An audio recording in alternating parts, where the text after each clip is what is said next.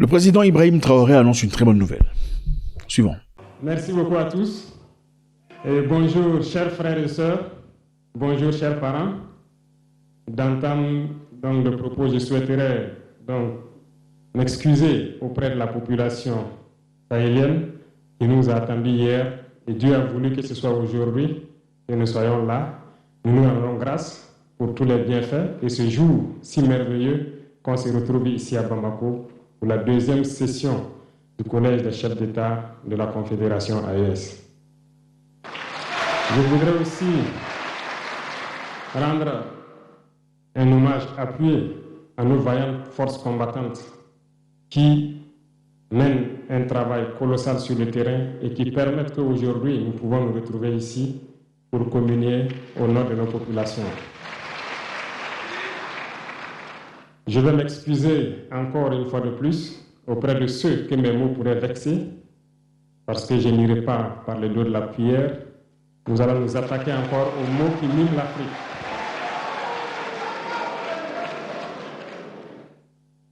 Vous avez certainement tous déjà entendu parler du printemps arabe. Ce phénomène qui a bouleversé la géopolitique du monde arabe, en commençant par le Maghreb, en Afrique jusqu'en Asie, qui s'est manifesté avec des conséquences souvent désastreuses, des morts et des divisions par endroits, et des bouleversements politiques sans précédent dans d'autres endroits. Et je pense que tous les Africains devraient comprendre qu'est-ce que c'est que ce phénomène, d'où il vient, et qu'est-ce qu'il faut faire pour se prémunir d'un tel phénomène. Malheureusement, nous sommes au regret de constater que certains Africains ne se réveillent pas. Et ce que je vais dire n'est que ma pensée à moi, mon analyse, c'est qu'il y a quelque chose qui vient sur l'Afrique de l'Ouest, que j'ai appelé l'hiver noir. L'hiver noir arrive. Il sera un hiver très froid, un hiver sanglant, un hiver meurtrier. Vous allez me poser des questions, pourquoi? Eh bien, en fondant la Confédération de l'AES, nous avons senti ce froid venir. Et tous les jours que Dieu fait, nous nous évertuons à trouver des troncs d'arbres pour allumer un feu qui va réchauffer le cœur des Africains, un feu qui va réchauffer les mentalités et le sang des Africains pour nous unir autour. Nous nous sommes évertués également à faire la chasse aux loups pour essayer d'utiliser leur peau pour faire des manteaux pour nous protéger du froid de l'hiver. Nous nous sommes évertués à construire des montagnes, des grandes montagnes pour briser le vent de l'hiver qui devrait s'abattre sur nos communautés. Malheureusement, force est de constater que certains Noirs sont là tous les jours à arroser nos troncs d'arbres d'eau fraîche pour qu'ils ne soient pas brûlés. Ils se transforment en loups ou font en sorte que nous, chercheurs de loups, nous ne puissions pas surprendre le loup.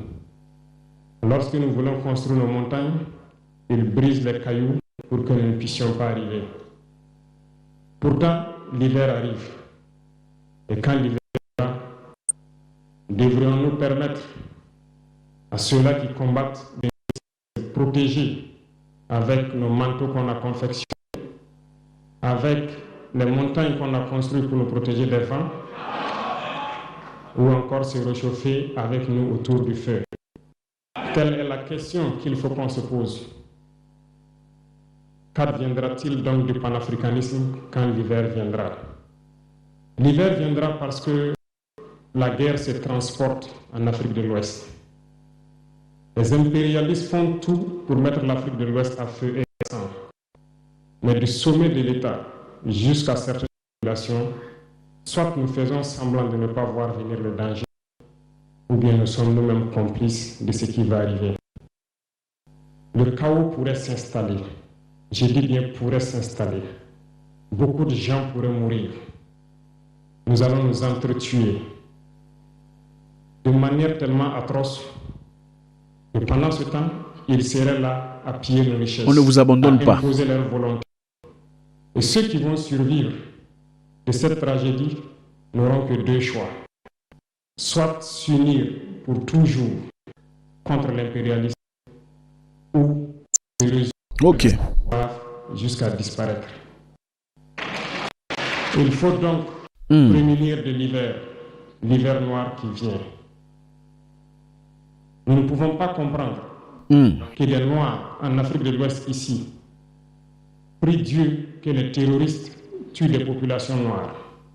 Nous ne pouvons pas comprendre que des chefs d'État lâches se cachent derrière des médias, soi-disant médias, pour décourager, insulter, activer la haine entre les populations.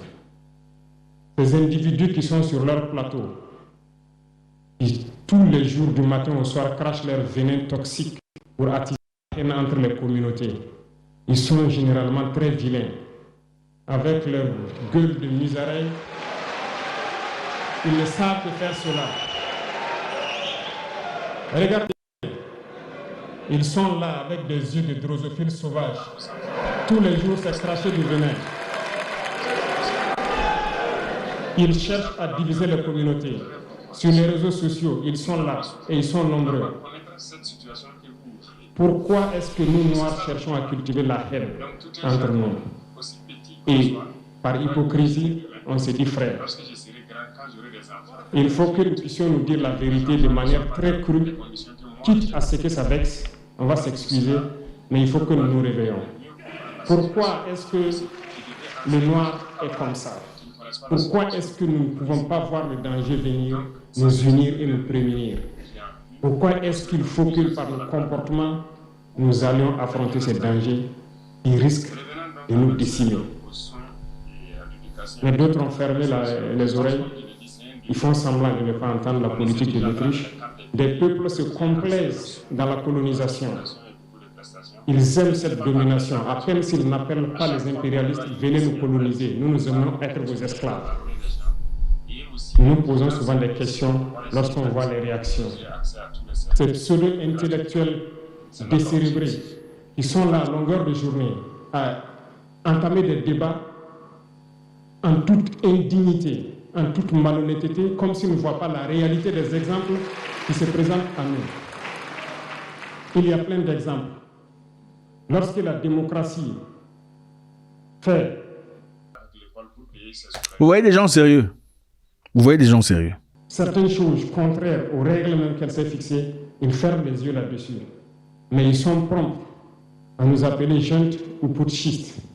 Mais soyez sûrs d'une chose, nous sommes unis et nous resterons unis. Et nous devons ouvrir les yeux. L'AES va évoluer. Tout n'est pas forcément rose. Tout ne peut pas aller au rythme que nous souhaitons. Mais nous avançons sereinement et nous allons arriver à notre objectif. Et quand viendra l'hiver, si il faille que nous passions par l'hiver pour être libres, pour être unis, nous prions Dieu qu'il en soit ainsi et qu'il protège nos populations. Sinon, une chose est sûre, l'AES vaincra, l'AES grandira. Restez sereins parce que nous avons confiance en nos populations. Nous avons confiance en vous, que vous compreniez qu'aucune manipulation ne peut aujourd'hui nous diviser entre nous. Aucune manipulation ne peut nous amener à haïr d'autres personnes. Aucune manipulation ne doit nous amener à riposter d'une manière violente, physique, face à ces individus qui n'ont absolument rien compris. Restez sereins, ne ripostez pas physiquement, nous riposterons par la communication jusqu'à ce qu'ils changent eux-mêmes de mode d'action et nous allons aussi riposter en fonction du mode d'action. Restez sereins, Dieu protégera l'AES. Dieu vous protège tous, toutes les populations de l'AES. Dieu vous accompagne tous dans vos objectifs.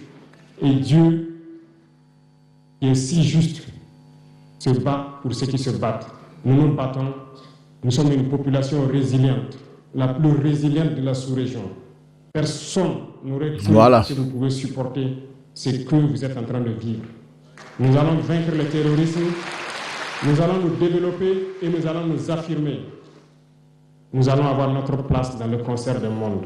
Que Dieu bénisse l'AES, que Dieu bénisse notre population résiliente et résistante, que Dieu nous unisse davantage la patrie ou la mort, le rêve. Voilà, c'est ça.